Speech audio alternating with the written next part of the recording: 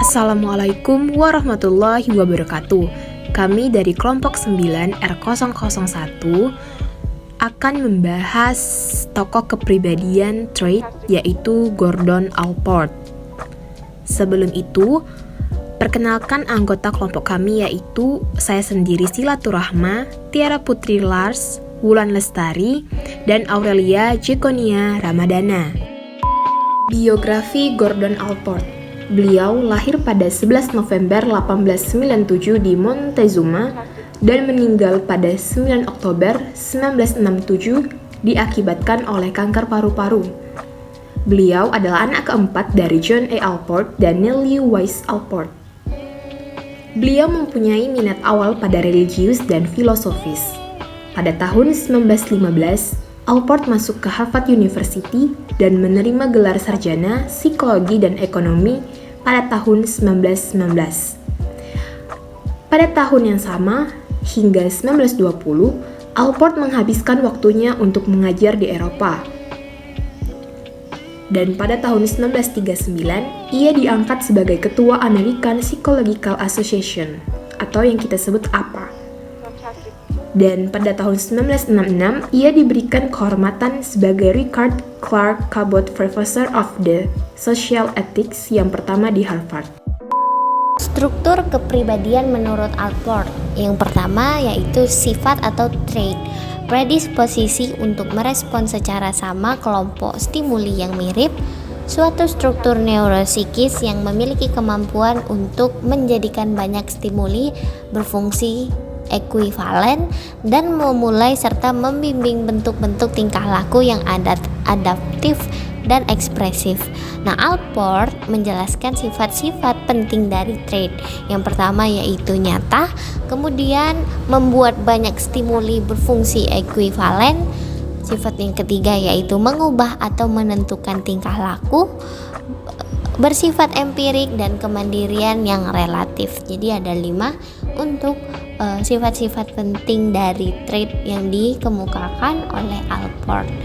Nah, ada 2 jenis trait. Yang pertama yaitu trait umum, yaitu sifat-sifat yang dimiliki bersama oleh banyak orang, dipakai untuk membandingkan orang lain dari latar budaya yang berbeda.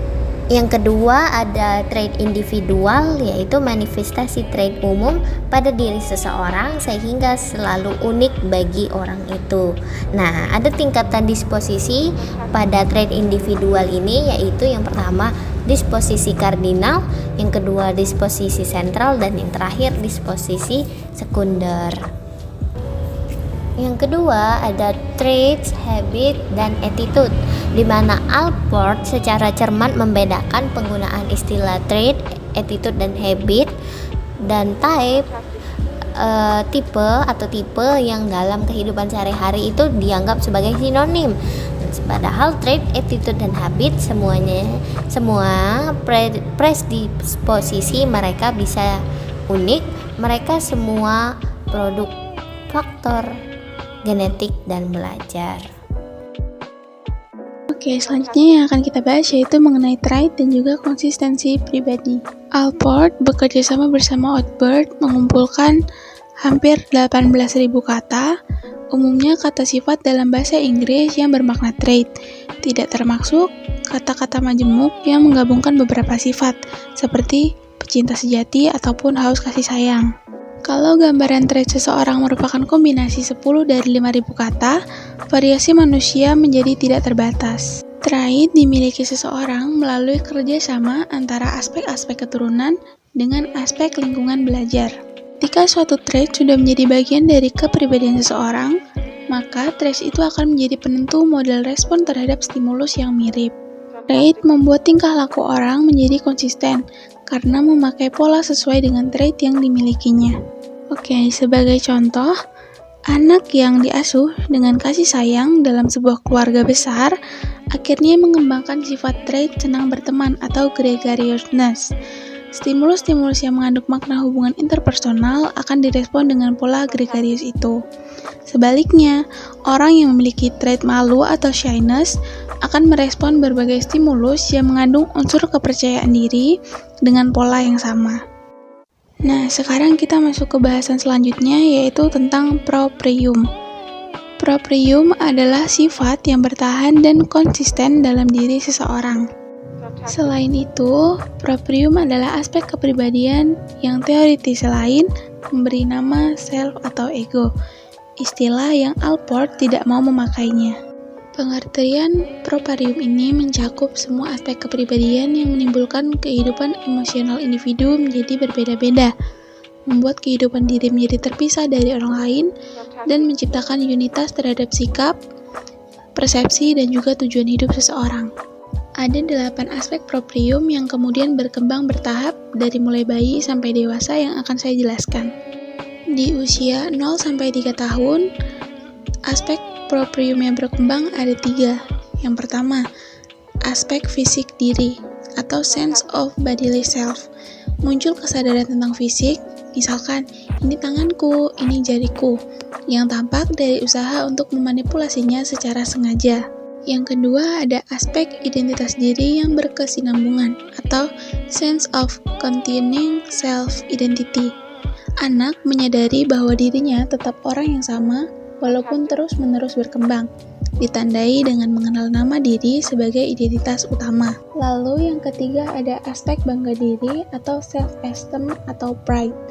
Mengembangkan perasaan bangga dengan kemampuan diri sendiri. Misalkan anak berjuang menjadi penyebab dari sesuatu, misalkan anak bermain permainan yang membangun, atau anak mengeksplorasi lingkungan. Selanjutnya di usia 4-6 tahun akan muncul 2 aspek proprium. Aspek yang keempat yaitu aspek perluasan diri atau extension of self. Anak mulai menyadari keberadaan objek dan orang lain dan mengidentifikasi objek-objek tersebut menjadi bagian milik mereka. Anak mulai berbicara tentang misalkan ini mainanku, ini sekolahku, ini ayahku, ini ibuku, dan juga yang lainnya. Nah, aspek yang kelima yaitu mengenai aspek gambaran diri atau self-image. Aspek ini sendiri mencakup pandangan aktual dan ideal mengenai diri sendiri. Bagaimana anak memandang diri sendiri dan harapannya bagaimana seharusnya dirinya tersebut. Pandangan aktual dan ideal ini berkembang melalui interaksi dengan orang tuanya yang membuat anak menjadi sadar mengenai apa yang menjadi harapannya dan tingkah laku yang memenuhi harapan dan memberi kepuasan.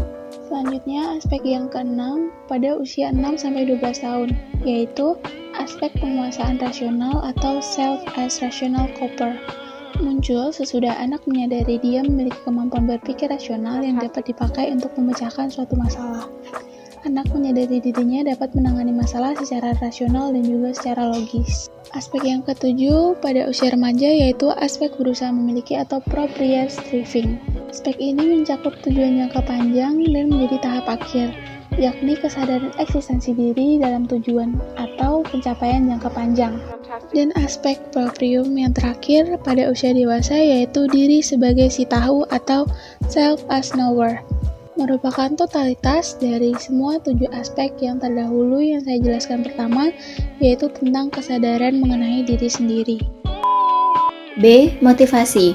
Ada 2 ciri teori motivasi dari Allport, yaitu penolakan terhadap masa lalu sebagai elemen penting motivasi, dan yang kedua, pendapat yang kuat mengenai pentingnya proses kognitif seperti tujuan atau intention dan rencana atau planning dari motivasi orang dewasa. Manusia merupakan makhluk sadar dan rasional.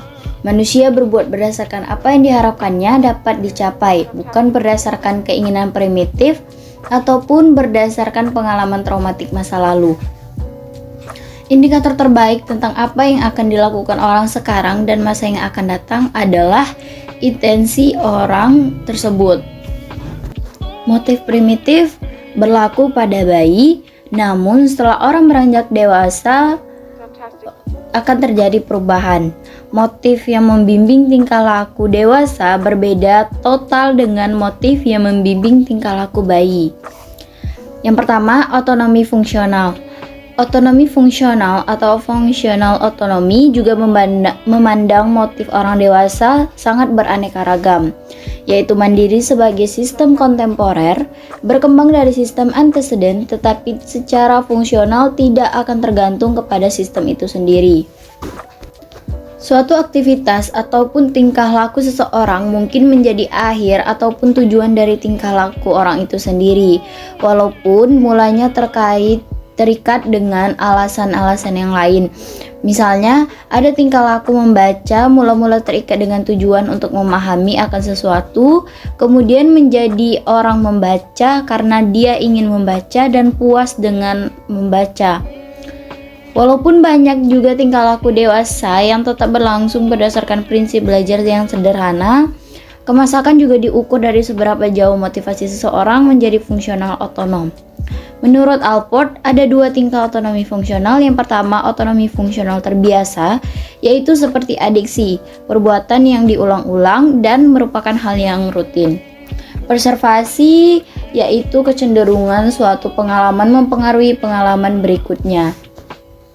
Contohnya, orang ingin mengisi teka-teki silang untuk mendapatkan hadiah, atau ingin mendapatkan penghargaan atas pencapaiannya karena ia telah berhasil mengisi teka-teki silang tersebut. Namun, kemudian sesudah menjadi kecanduan akan mengisi teka-teki silang itu sendiri, dia juga tidak akan berharap untuk dikirim hadiah ataupun mendapatkan penghargaan atas pencapaiannya, dan ia menjadi candu untuk mengisi teka-teki silang tersebut. Lalu yang kedua ada otonomi fungsional appropriate, yaitu seperti minat yang akan dipelajari, yaitu nilai-nilai, sentimen, tujuan, motif-motif pokok, disposisi pribadi, gambaran diri, dan gaya hidup. Alkohol dan teka-teki silang mungkin menjadi ciri khusus diri sendiri, tetapi tidak merupakan tampilan luar atau prefer dari kepribadian, yaitu merupakan bukan proprium. Di sisi yang lain, nilai-nilai, sentimen, minat, pekerjaan, dan hobi yang lebih dekat dengan inti kepribadian. Motivasi berhubungan dengan gambaran diri yang lebih esensial yang disebut motivasi proprium yang fungsional otonom. Otonomi fungsional appropriate dapat ditemukan pada tingkat tertinggi organisasi kepribadian, yaitu suatu organisasi diri yang kompleks yang menentukan seluruh wujud dari sistem kehidupan yang masak. Bahan utama dari organisasi appropriate ini adalah perasaan diri yang bertanggung jawab terhadap kehidupan sendiri. Yang kedua, ada tingkah laku yang bukan otonomi fungsional. Di sini, tidak semua tingkah laku dapat dijelaskan memakai konsep otonomi fungsional. Allport juga mengemukakan ada 8 jenis tingkah laku yang tidak di bawah kontrol motif otonomi fungsional, yaitu yang pertama, tingkah laku yang muncul dari dorongan biologis, yaitu makan, minum, tidur, bernafas, dan lain sebagainya. Lalu yang kedua ada refleks, yaitu mengedip, mengangkat lutut, proses pencernaan, dan lain-lain. Yang ketiga ada peralatan konstitusi, yaitu kecerdasan, bentuk tubuh, temperamen, dan kesehatan. Lalu ada habit, yaitu beberapa habit termasuk otonomi fungsional, yang lainnya tidak ada motivasi sama sekali. Lalu yang kelima tingkah laku yang bergantung pada penguat primer. Yang keenam ada motif yang terkait langsung dengan usaha mereduksi dorongan dasar. Yang ketujuh ada tingkah laku non-produktif seperti kompulsi, fiksasi, dan regresi. Lalu yang terakhir ada sublimasi, yaitu kalau motif yang asli disublimasikan ke motif yang lain. 3. Prinsip otonomi appropriate. Otonomi fungsional appropriate dijelaskan dengan memahami prinsip kerja. Kemudian menurut Allport, otonomi appropriate berfungsi dengan memakai 3 prinsip kerja. Yang pertama, mengorganisir tingkat energi. Prinsip ini juga tidak menjelaskan bagaimana motif yang berkembang atau transformasi dari motif yang mendahulunya. Motif baru atau motif lama yang laten muncul ke permukaan karena dibutuhkan untuk membantu mengkonsumsi energi, agar energi itu tidak dipakai untuk hal-hal yang membahayakan atau merusak. Yang kedua ada penguasaan atau kompetensi. Otonomi appropriate mendorong orang mencapai tingkat tertinggi dalam memuaskan motifnya. Tidak cukup asal puas, orang dewasa yang sehat dan normal termotivasi untuk melakukan yang terbaik dan efisien untuk mempertinggi tingkat kompetensi dan penguasaan. Yang ketiga ada pola appropriate, yaitu pada motif appropriate tidak saling terpisah satu dengan yang lain. Mereka juga saling tergantung dalam struktur self di mana mereka bermukim. Orang mengorganisir proses persepsi dan kognitif di sekitar self, memperluas self dan propriate, dan menolak yang non-propriate. Pola propriate juga merupakan usaha untuk memiliki kepribadian yang konsisten dan integral. Yang keempat ada hubungan antara otonomi fungsional dan motivasi lalu. Proprium, tempat berada motivasi dan otonomi fungsional merupakan fenomena yang berkembang, sehingga mengesankan motivasi juga berhubungan dengan masa lalu. Proprium menentukan bentuk tingkah laku mana yang akan otonom. Proprium sendiri terus berkembang, berusaha memperoleh kekuatan motivasi yang berakar pada masa kini dan masa yang akan datang dan membuang motivasi masa lalu. Allport juga mengukur kemasakan dari seberapa jauh motivasi seseorang menjadi otonom dari pengaruh motivasi masa lalu. Yang kelima ada motivasi sadar tak sadar. Allport juga menekankan pentingnya motivasi sadar lebih dari pakar kepribadian lainnya. Orang dewasa yang sehat umumnya sadar terhadap apa yang mereka kerjakan dan alasan mengapa mereka melakukan hal tersebut. Allport tidak mengabaikan eksistensi bahkan pentingnya proses tak sadar. Dia mengenali kenyataan adanya motivasi yang didorong oleh impuls masa anak-anak dan dorongan sublimasi. Menurut Allport, semua tingkah laku simptomatik terjadi melalui pengulangan otomatis. Biasanya menyalahkan diri sendiri dan dimotivasi oleh kecenderungan tak sadar. Tingkah laku semacam itu berasal dari masa kanak-kanak dan menjadi tingkah laku kekanak-kanakan pada usia dewasa. Individu yang sehat kesadarannya mengontrol tingkah lakunya, tingkah laku yang normal, fungsional, otonom, dan dimotivasi melalui proses sadar. Terpisah dari motivasi tak sadar sekaligus memiliki pemicu tingkah laku sendiri. Secara psikologis, juga orang dewasa yang masak dan sehat sebagian besar tingkah lakunya dimotivasi oleh pikiran sadar, sehingga peran proses tak sadar dalam tingkah laku menjadi sangat kecil. Perkembangan kepribadian menurut Allport. Yang pertama adalah perkembangan pada masa bayi. Allport memandang bayi sebagai makhluk hereditas, di mana bayi tidak memiliki kepribadian. Tingkah laku bayi sebagian besar dapat dijelaskan sebagai kegiatan umum atau kumpulan respon-respon yang tidak jelas yang melibatkan semua sistem otot. Sumber motivasi tingkah laku bayi adalah arus aktivitas yang mengatur bayi untuk beraksi. Kemudian yang kedua adalah perkembangan masa dewasa, di mana penentu utama tingkah laku dewasa yang masak adalah seperangkat sifat yang terorganisir dan seimbang yang mengawali dan membimbing tingkah laku sesuai dengan prinsip otonomi yang fungsional. Yang ketiga adalah kualitas kepribadian yang masak. Tingkat seberapa besar pikiran dan keinginan sadar mengambil alih motivasi tak sadar, dan tingkat seberapa jauh trait bebas dari asalnya yang kekanak-kanakan adalah ukuran kenormalan dan kemasakan seseorang. Allport mengusulkan beberapa penanda kualitas kemasakan pribadi, yaitu yang pertama adalah perluasan perasaan diri, yang kedua mengakrabkan diri dengan orang lain, yang ketiga keamanan emosional, yang keempat persepsi, objektifikasi diri, dan yang terakhir adalah menyatukan filsafat hidup. Aplikasi pada tokoh Gordon Allport, yang pertama ada pendekatan morfogenik, di mana pendekatan morfogenik sebagai metode yang subjektif tetapi memenuhi legitimasi ilmiah. Pada posisi teori Allport sangat menekankan karakteristik individual dan ideografik. Walaupun pendekatan nomotik tetap dianggap berguna sebagai membandingkan antar individu, tetapi pendekatan ideografik ini Allport kemudian dikembangkannya menjadi pendekatan morfogenik. Lalu apa saja metode-metode pada pendekatan morfogenik? Yaitu ada catatan verbatim, buku harian dan surat-surat, kuesioner dan skala kepribadian dan tes proyeksi, dokumen ekspresi diri, jabatan dan tangan, pola suara, tampang, tes standar dan skala penilaian diri. Yang kedua ada psikoterapi, di mana menurut Allport tugas terapis adalah membantu mereka menyadari sumber-sumber yang melencengkan tujuan hidupnya dan membantu mereka mencapai kemasakan dan kesejahteraan. Baiklah, kita telah sampai pada penghujung video, di mana pembahasan materi yang kami ambil dalam video ini berdasarkan buku Psikologi Kepribadian Al-Wisol edisi revisi 2019. Mohon maaf bila ada kesalahan dalam perkataan dan dalam materi. Saya akhiri, wassalamualaikum warahmatullahi wabarakatuh.